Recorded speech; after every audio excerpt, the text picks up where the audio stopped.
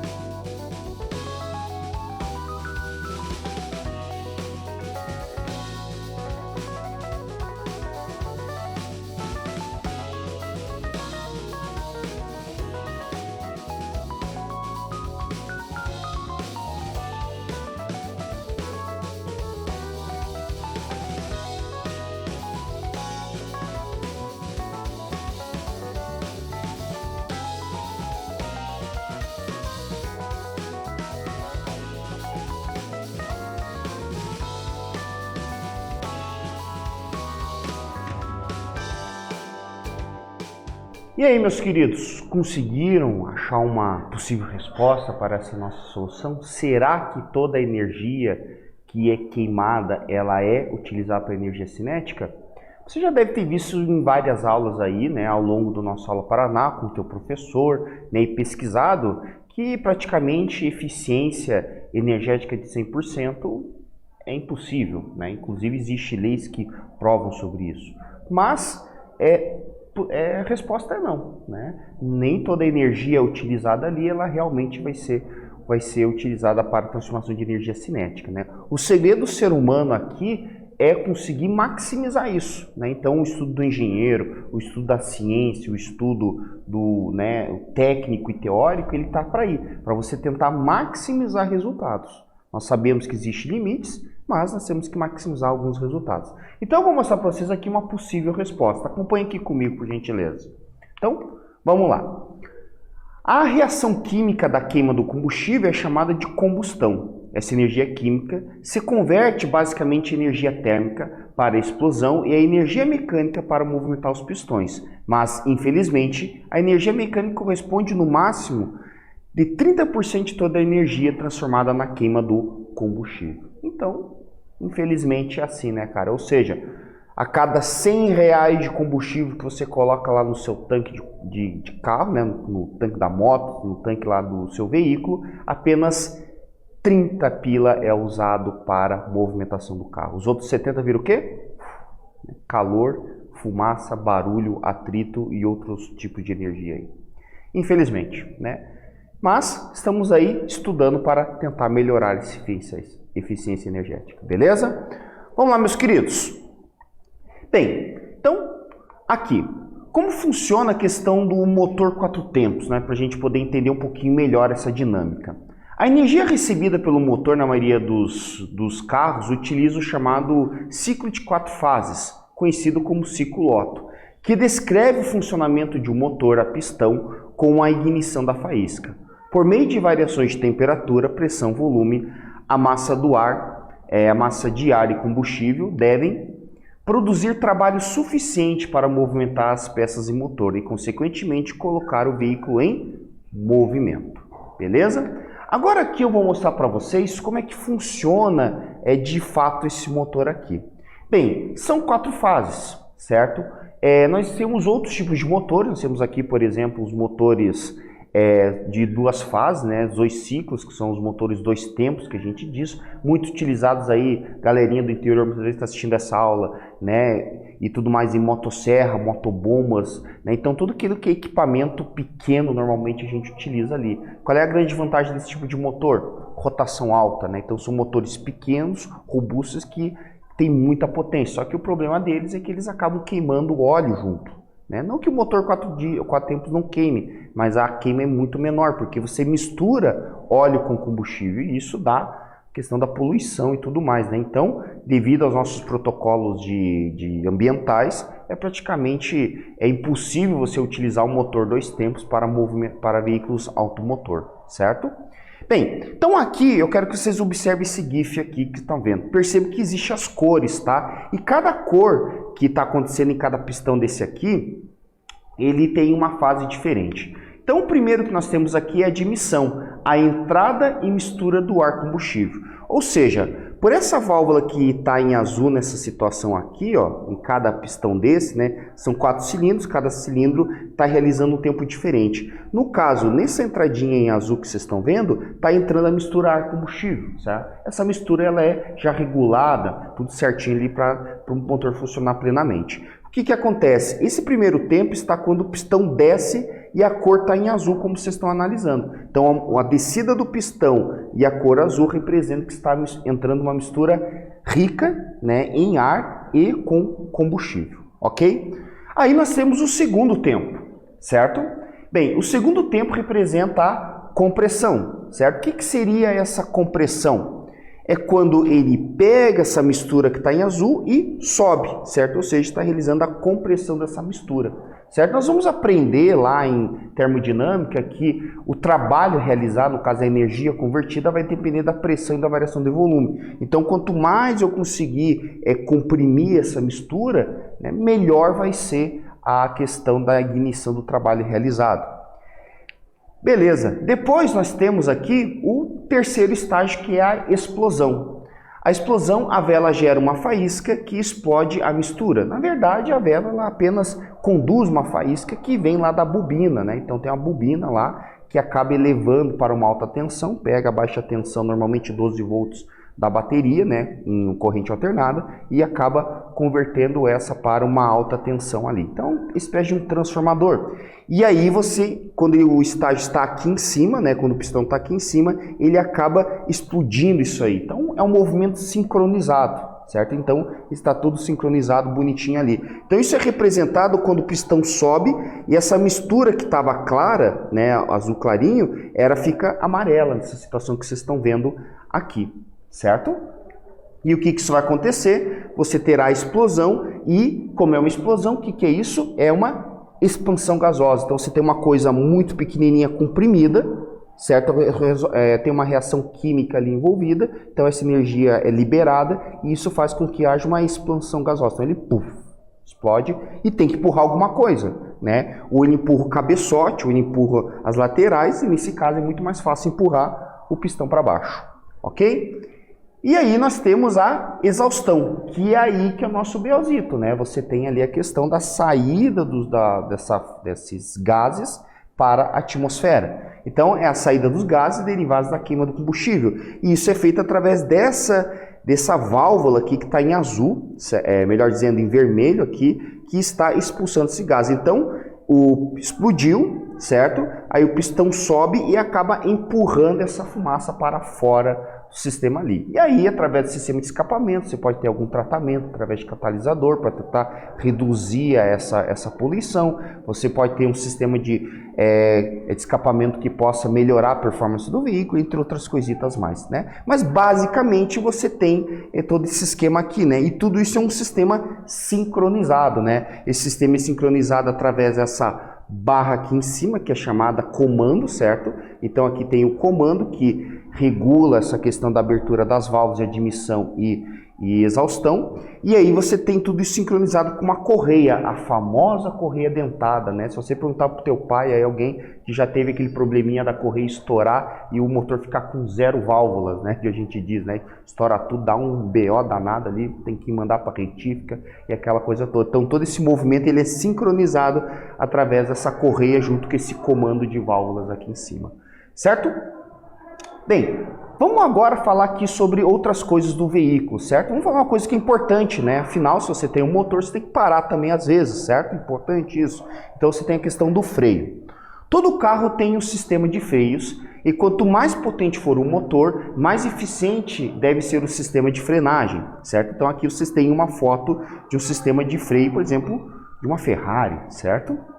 Bem, os freios dos automóveis podem ser basicamente a disco ou a tambor, e seu funcionamento consiste basicamente em 2 jogos de peças que se encostam, retardando o movimento das rodas, certo? Então aqui a gente tem uma ideia bem simples. Você tem aqui um disco, no caso, um sistema disco, né? Você tem o disco, que é essa parte em marrom que vocês estão vendo aqui, cinza, e aí você tem as pastilhas. Então o atrito do disco com a pastilha é que faz com que o veículo pare, né? Então existe nesse caso uma dissipação de energia. Veja, eu estou falando a palavra dissipação, ou seja, a energia cinética do veículo, do movimento do veículo, ela é transformada, no caso, em calor, certo? E essa energia não recupera mais, então vai para o ambiente, o freio esquenta e aquela coisa toda lá.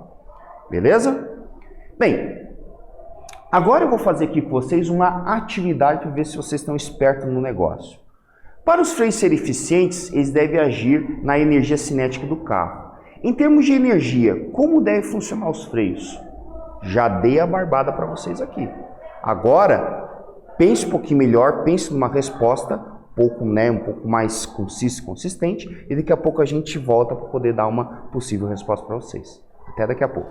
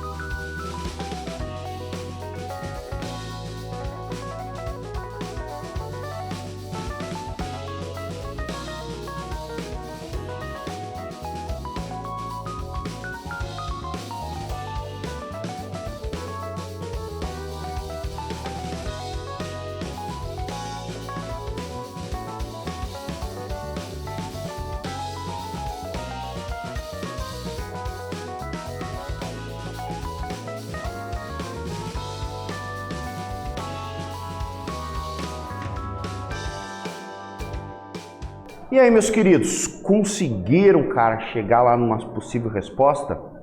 Eu vou elaborar para vocês uma possível aqui, tá? Então, obviamente não vai estar com as mesmas palavras que vocês colocaram aí, mas é uma possível resposta para vocês poderem ter uma noção, né? Algumas palavras-chave têm que estar em todas as respostas corretas. Então, vamos lá. Aqui, então, a resolução. Importante salientar que não tem como extinguir a energia, então é necessário transformá-la em outro tipo. Como podemos ver na imagem ao lado, por meio da força de atrito, a energia cinética é transformada em energia térmica. Então veja, a resposta básica tem que ter energia cinética e energia térmica. Os freios subdimensionados podem derreter e sofrer risco de vida. Então isso aqui é um exemplo, né? O freio chega a ficar vermelho, incandescente ali, né? Mostrando que está sendo dissipado, está sendo convertida a energia cinética em energia térmica, certo? Essa que é a jogada. Hoje em dia, alguns veículos chamados híbridos, né? Eles têm uma outra tecnologia, que eles fazem com que você possa é aproveitar parte dessa energia cinética para carregar uma bateria e, consequentemente, dar um pouquinho mais de autonomia, né, um pouco mais de eficiência através da atuação de um outro motor, no caso, um motor elétrico, né? A Fórmula 1 faz isso através do KERS, beleza? Bem, vamos falar de outras coisas aqui também sobre essa questão de carros, né? Vamos falar um pouquinho de eficiência e segurança. Nós aqui normalmente não pensamos muito nisso, né? Hoje, né, com os carros mais modernos, o brasileiro está começando a pensar que o carro, né, além de ser uma questão de aquisição de status, né, ele é uma ferramenta, isso é uma ferramenta, tem que ter segurança aí e eficiência nessa parte aí. Então, veja que doido aqui, né? Olha essa perguntinha. Por que carros de corrida como os de Fórmula 1 ou os carros focados em eficiência como o Toyota Prius tem esse formato em comum, né? Então perceba que esse Prius aqui, né, ele tem um formato bem diferente, né? Até a galera fala assim, por que carro elétrico tem uns formatos, entre aspas, esquisito, né? Porque não está nosso uso e costume. E por que você tem um Fórmula 1 totalmente diferente, né? Toda essa relação está focado, né, na questão de eficiência energética. Por quê? Só você pensar comigo, um Fórmula 1 nessa situação, quanto menos ele parar no fazer pit stop, mais tempo você tem lá para a corrida, né? Então é melhor isso, inclusive muitas vezes, ser estratégia de corrida, certo? Então você consegue ter ali um melhor aproveitamento do motor e principalmente para carros de Fórmula 1 em que você briga por questão de décimo, centésimo de segundo, certo? Qualquer coisa que você possa melhorar a eficiência é show de bola, né? Bem, então tem essa questão aqui. Então uma possível resposta para nós aqui. Além do atrito entre peças e do pneu com a pista, os carros também devem vencer a força do vento, denominada arrasto aerodinâmico. Então esses modelos de carros tendem a reduzir o arrasto e utilizá-lo para também para aumentar a estabilidade. Os aerofólios de carros de corrida funcionam como asas de avião invertida, né? Então veja que a proposta é um pouquinho diferente, né? A força de arrasto, que é quando um corpo se desloca em um fluido, certo? É, por exemplo, um problema sério, né? Então você tentar minimizar essa força de arrasto é fundamental, né? Tanto porque você quer eficiência, beleza? Então o formato ajuda bastante. Uma outra questão importante da gente salientar aqui, ó, galerinha lá, ó, pneu careca, né? Então é um problema sério aí. Por que a gente briga tanto com isso? Por que normalmente a polícia, né, olha lá, olha a primeira coisa os pneus lá e muitas vezes até guincha o veículo para que você, né, não resolva a situação, né? Porque você está colocando a vida tua e principalmente dos outros em risco, né? Então é importante a gente sempre cuidar do nosso veículo, né? Sempre é importante nessa questão. Então, se você tem um veículo, tem que cuidá-lo. Por que os pneus utilizados têm ranhuras, né? Porque eles devem estar em bom estado de conservação dentro de uma via. Então, vamos pensar um pouquinho sobre isso. Pneus são peças de extrema importância na segurança e eficiência para o uso dos automóveis. As ranhuras servem para aumentar a área de contato com o pneu com a pista durante chuvas para reduzir a aquaplanagem. Veja que louco, né? Então o que as ranhuras do pneu fazem? Eles tiram a água da pista. Por isso que você vai analisar que um pneu ele tem alguns fatores, uma numeração que inclusive fala qual é a velocidade que ele pode atingir, né? O composto dele, o desenho dele. Então isso tudo vai ser relacionado com aquilo que se deseja, né? Então você vai perceber que normalmente a aquaplanagem, quem é motorista sabe disso, que a aquaplanagem depende muito da velocidade. Então se você tiver às vezes, né, chutadão lá com o seu veículo, passou na água, você vai perceber que o volante fica leve, né? Você praticamente pode girar o volante para lá e para cá, que o carro quem irá dirigir naquele momento é a primeira lei de Newton ali, né? O Newton vai estar dirigindo o seu veículo, certo? Naquele momento da aquaplanagem. Então, não tem, queridos, ele serve para tirar a água da pista, né? Jogar a água para o lado, certo? Precisa daquele spray normalmente quando se está dirigindo na chuva. Pneus carecas ou fora de prazo de validade têm menos atrito, oferecendo menos segurança em frenagens e curvas, né? Uma coisa importante de salientar é que pneu tem validade, cara. Então, às vezes você olha um carro antigo, o carro lá tem o primeiro step, lá em 95, o cara tá lá faz mais de 20 anos, né? Com o pneu daquele, pneu já era, certo? Coisas de borracha em carros, normalmente, elas têm prazo de validade, dependente do uso. É uma coisa importante salientar, né? Tem peças do carro que não importa se você usou ou não, obviamente, né, vai ter um pouquinho mais ali, mas o prazo de validade, ela é devida ao tempo mesmo, certo? Então, assim, não é só o uso, né? Tem peças mecânicas que é o uso mesmo. O cara às vezes fica lá 20, 30 anos com a mesma peça, não dá problema nenhum, né? Porque é desgaste, mas a questão, principalmente de coisas envolvendo borracha, exige ressecamento, né? A questão dos intempéries e tudo mais faz com que a vida útil desses elementos acabe reduzindo, né? E, consequentemente, você tem que realizar trocas, ok? Bem, o que vimos nessa aula? Conhecemos algumas aplicações da física no funcionamento dos carros, certo? Aqui está as nossas referências aí que foram trabalhadas. Meus queridos, eu espero que vocês tenham gostado dessa aula. Qualquer coisa, assista novamente e pergunte para o seu professor, compartilhe com seu conhecimento com seus colegas. Aguardo até um próximo momento e tchau, tchau!